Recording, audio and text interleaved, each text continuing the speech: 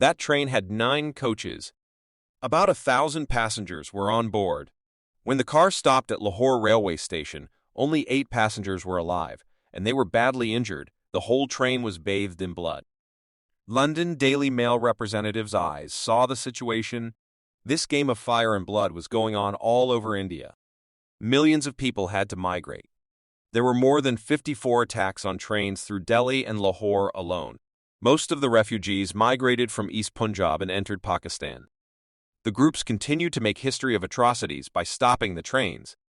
One such special migrant train was coming to Pakistan carrying defense personnel and their families.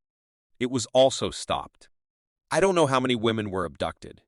When this train reached Pakistan after crossing the River of Blood, 459 bodies were found. Once the train was stopped in Patiala, when the Muslim children were thrown on the kirpans, then the security personnel stood aside and watched the carnage. Countless bodies were thrown into the nearby canal. The almost empty train reached Pakistan. Imagine the horror and brutality of the Hindus.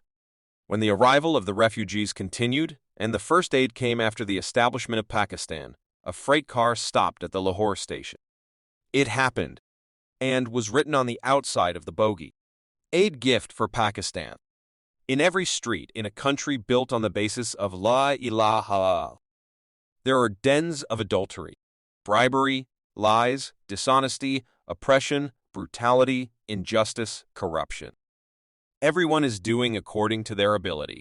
Then they say that our rulers are wrong. As the nation is, so is the ruler. Instead of calling others wrong, change yourself and see.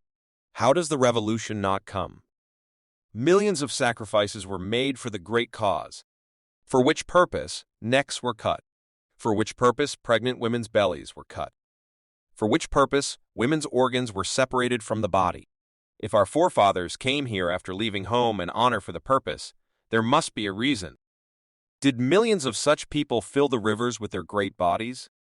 I heard a Maulana's statement a few years ago that an old man related to the river through which the Muslims were passing said that the Sikh army was behind me, and I was afraid of God in seeing the river ahead. Jahan panicked, but believed in honor and Allah. Out of trust, I decided to cross the river. Did he take the name of Allah and put his feet on the river? He said that there are bodies from the beginning to the end. I crossed the river with my head on the dead bodies. Muslims, you have inherited the religion of Muhammad, the sacrifices made by your forefathers, and instead of thanking Allah on this great day, you are inviting the punishment of Allah by throwing rags on the roads and intersections.